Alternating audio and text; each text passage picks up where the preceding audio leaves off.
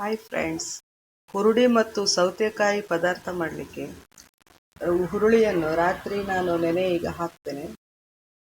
ಒಂದು ರಾತ್ರಿ ನೆನೆ ಹಾಕಿದರೆ ಬೆಳಿಗ್ಗೆ ಎದ್ದು ಈ ಹುರುಳಿಯನ್ನು ಬೇಯಿಸಬೇಕು. ರಾತ್ರಿ ನೆನೆ ಹಾಕಿದ ಹುರುಳಿಯನ್ನು ಈಗ ಕುಕ್ಕರಲ್ಲಿಟ್ಟು ಒಂದು 6 ವಿಸಿಲಿಗೆ ಫಸ್ಟ್ ತೆಗಿತೇನೆ ನಾನು. ಮಸಾಲಕ್ಕೆ 1 ಗಡಿ ತೆಂಗಿನಕಾಯಿ ಮತ್ತು ಹುರಿದಿಟ್ಟ ಮೆಣಸು, ಇಷ್ಟು ಮೆಣಸು ಸಾಕು ಈಗ. ಮತ್ತು ಹುಳಿ ಜಾಸ್ತಿ ಹಾಕ್ಲಿಕ್ಕೆ ಹೋಗಬೇಡಿ, ಯಾಕೆಂದರೆ ಸೌತೆಕಾಯಿಯಲ್ಲಿ ಹುಳಿ ಇರುತ್ತೆ.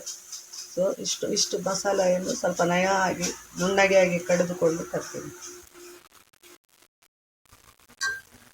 ಹುರುಳಿ 7 ವಿಸಿಲ್ ಬಂದ ನಂತರ ನೋಡಿ ಎಷ್ಟು ಬೆಂದಿದೆ. ಈಗ ಇಷ್ಟು ಬೆಂದಿದೆ ನೋಡಿ, ಸ್ವಲ್ಪ ಬೇಯಲಿಕ್ಕೆ ಉಂಟು.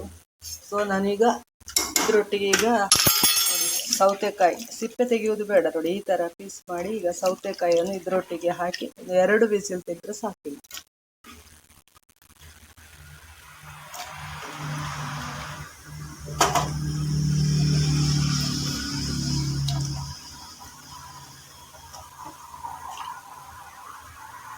ಇದನ್ನು 2 ವಿಸಿಲ್ ಈಗ ತೆಗಿಬೇಕು ಕುಕ್ಕರಲ್ಲಿ. ಹುರುಳಿ ನೋಡಿ ಈಗ ಬೆಂದಿದೆ ಒಳ್ಳೆ. ಇಷ್ಟು ಬೆಂದರೆ ಸಾಕು. ಈಗ ಇಷ್ಟು ಉಪ್ಪಿಗೆ ಹುರುಳಿಯನ್ನು ಹಾಕಿ ಬೇಯಿಸ್ತಾ ಇದ್ದೇನೆ.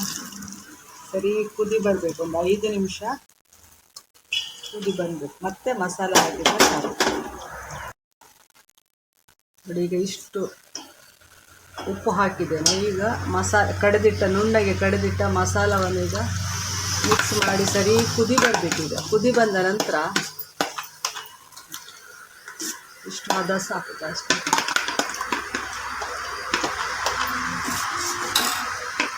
ಸರಿ ಕುದಿ ಬಂದ ನಂತರ ನೋಡಿ, ಇದು 7 ಬೆಳ್ಳುಳ್ಳಿ ಗುದ್ದಿದ್ದೇನೆ. ಸರಿ ಗುದ್ದಬೇಕು ಮಾತ್ರ, ಒಂದು ಬೆಳ್ಳುಳ್ಳಿ ಬಾಕಿ ಆದರೂ ಎಣ್ಣೆಯಲ್ಲಿ ಅದು ಸಿಡಿತದೆ. ಸರಿ 7 ರಿಂದ 8 ಬೆಳ್ಳುಳ್ಳಿಯನ್ನು ಗುದ್ದಿ ತಂದಿದ್ದೇನೆ. ಇದೆಲ್ಲ ಕುದಿ ಬಂದ ನಂತರ ಇದನ್ನು ಮಸಾಲೆ ಹಾಕಬೇಕು. ಒಗ್ಗರಣೆಗೆ ಬೆಳ್ಳುಳ್ಳಿಯನ್ನು ನಾನು ಕೆಂಪಾಗುವ ತನಕ ಅದನ್ನು ಫ್ರೈ ಮಾಡಬೇಕು ನೋಡಿ.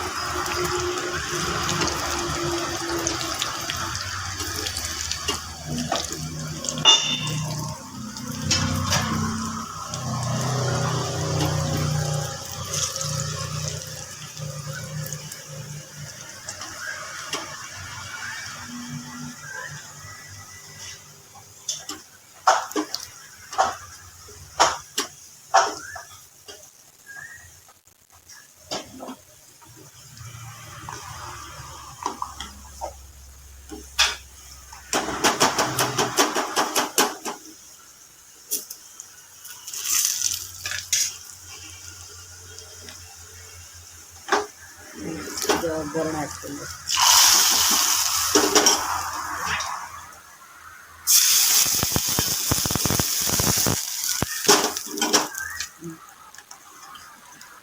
ಹುರುಳಿ ಮತ್ತು ಸೌತೆಕಾಯಿ ಪದಾರ್ಥ ಈಗ ರೆಡಿ ಆಯಿತು ನೋಡಿ.